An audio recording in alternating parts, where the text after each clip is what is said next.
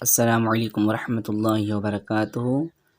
دوستوں، آج ہم آپ کو بتائیں گے اس ویڈیو میں وضو کا ثواب اور ارشادات مصطفیٰ صلی اللہ علیہ وسلم، اور یہ واقعہ بہار شریعت سے لیا گیا ہے۔ حدیث امام بخاری اور امام مسلم۔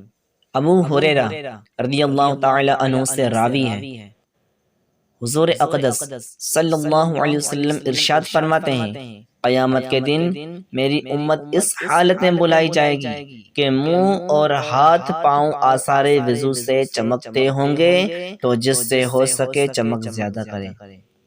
صحیح مسلم میں ہے، ابو ہریرہ رضی اللہ تعالی عنہ سے مروی ہے کہ حضور سید عالم صلی اللہ علیہ وسلم نے صحابہ کرام سے ارشاد فرمایا،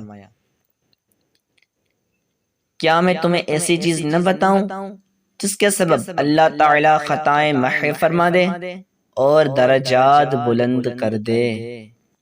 عرض کی، ہاں یا رسول اللہ صلی اللہ علیہ وسلم۔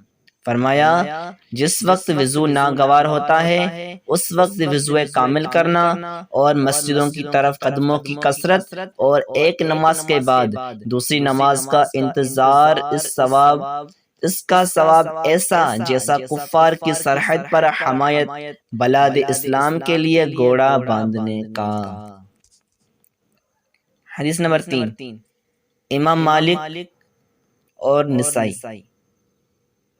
رسول اللہ صلی اللہ علیہ وسلم فرماتے ہیں کہ مسلمان بندہ جب وضو کرتا ہے تو کلی کرنے سے منہ کے گناہ گھر جاتے ہیں، اور جب ناک میں پانی ڈال کر صاف کیا تو ناک کے گناہ نکل گئے، اور جب منہ دھویا تو اس کے چہرے کے گناہ نکلے یہاں تک کہ پلکوں کے نکلے، اور جب ہاتھ دھوئے تو ہاتھوں کے گناہ نکلے یہاں تک کہ ہاتھوں کے ناخنوں سے نکلے، اور جب سر کا مسح کیا سر کے گناہ نکلے یہاں تک کہ کانوں سے نکلے، اور جب پاؤں دھوئے تو پاؤں کی خطائیں نکلی یہاں تک کہ ناخنوں سے، پھر اس کا مسجد کو جانا اور نماز پڑھنا۔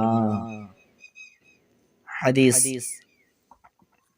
حضرت عثمان غنی رضی اللہ تعالی عنہ نے اپنے غلام حمران سے وضو کے لیے پانی مانگا اور سردی کی رات میں باہر جانا چاہتے تھے۔ حمران کہتے ہیں، میں پانی لایا، انہوں نے منہ ہاتھ دھوئے تو میں نے کہا، اللہ آپ کو کفایت کرے، رات تو بہت ٹھنڈی ہے۔ اس پر فرمایا کہ میں نے رسول کریم صلی اللہ علیہ وسلم سے سنا ہے کہ جو بندہ وضو کامل کرتا ہے اللہ تعالیٰ اس کے اگلے اور پچھلے گناہ بخش دیتا ہے۔